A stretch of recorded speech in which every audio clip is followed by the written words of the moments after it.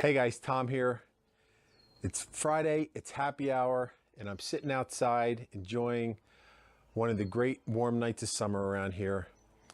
And when I think of summer as it starts, the nights are getting warmer, the days are getting longer. I think of a great drink to enjoy in the summertime, and that's sangria.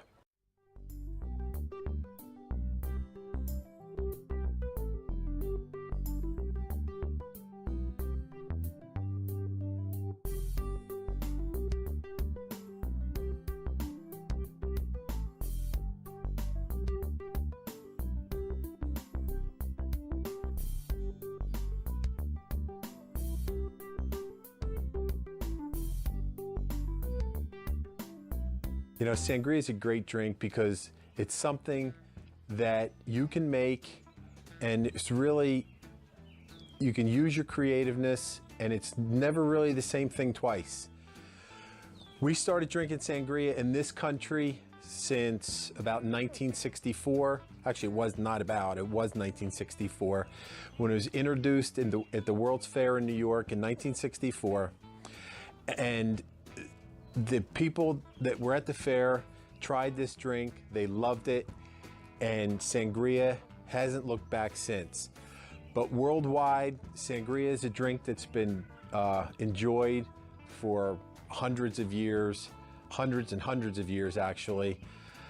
Obviously, it started out in Spain, and like a lot of alcohol drinks way back in the day, people drank a lighter alcoholic drink because they couldn't drink the water. And that was something that sangria was like. People had, you know, filtered down the alcohol in the wine, mixed it with fruits and juices, and that way they could, you know, hydrate themselves, you know, with a low alcohol drink and not have to worry about drinking the water. So what is sangria? Sangria is a mixture of wine.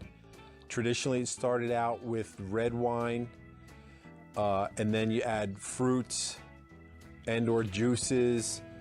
Sometimes people add extra liquor to boost it up, and then other things, soda, sparkling waters, that kind of thing. It's kind of like when you go to one of those restaurants where you take something from column A, add something from column B, something from column C, and you have a meal. Sangria is kind of the same thing. It's pretty much always wine and fruit, but then you can add any of the other things you like. Do you want to add some extra booze? Do you want to add some juice? Do you want to add some soda? Do you want to add some sparkling water? Do you want to add, I mean, the combinations are endless when you think about the types of wine you can use, the types of fruit, the juices and that kind of stuff. You are only limited by your imagination. But for the sake of happy hour, I made a sangria for you, and this is how I made it. So get a big pitcher. I sliced up a lemon into small slices, put that in the pitcher.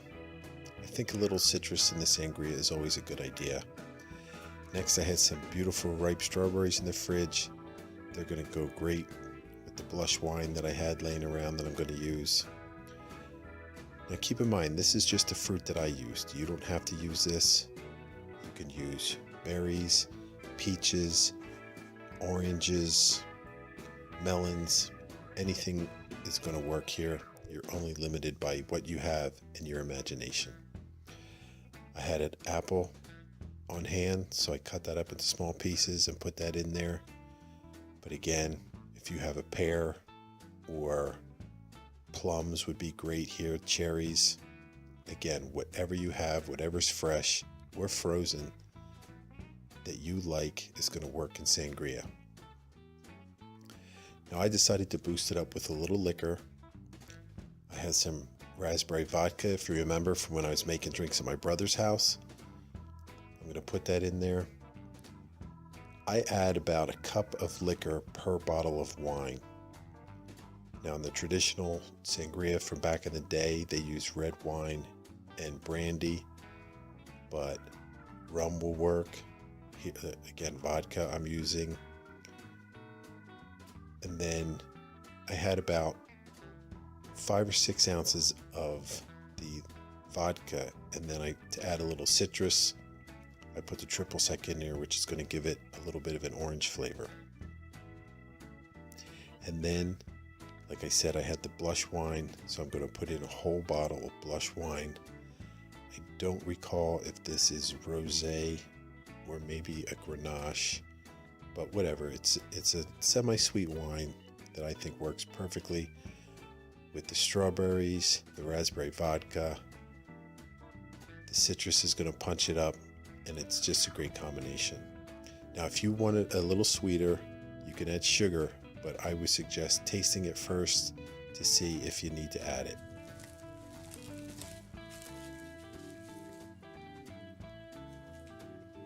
So as you can see, mixing up a batch of sangria really couldn't be simpler. I've had this batch in the fridge actually for a couple of days. It smells phenomenal. You have no idea. If you use nice fresh fruit, I mean, after all, it's summertime. But hey, don't worry about that. Even in the wintertime, just get yourself some frozen fruit right in the bag in the freezer section.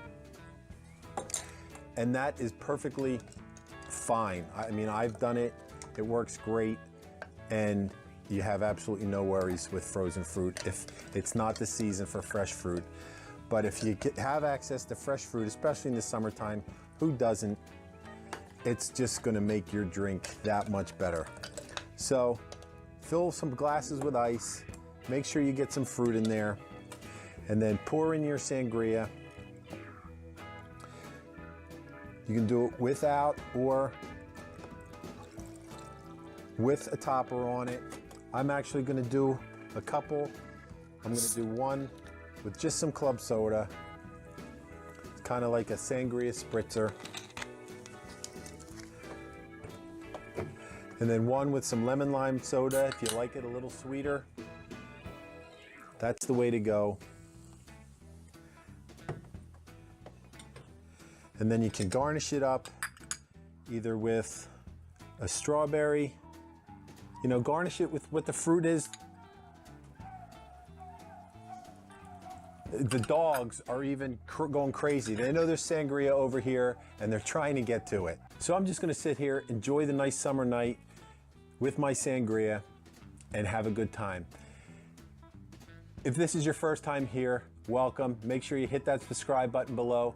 So until I see you next time, remember, if you're gonna drink, drink responsibly.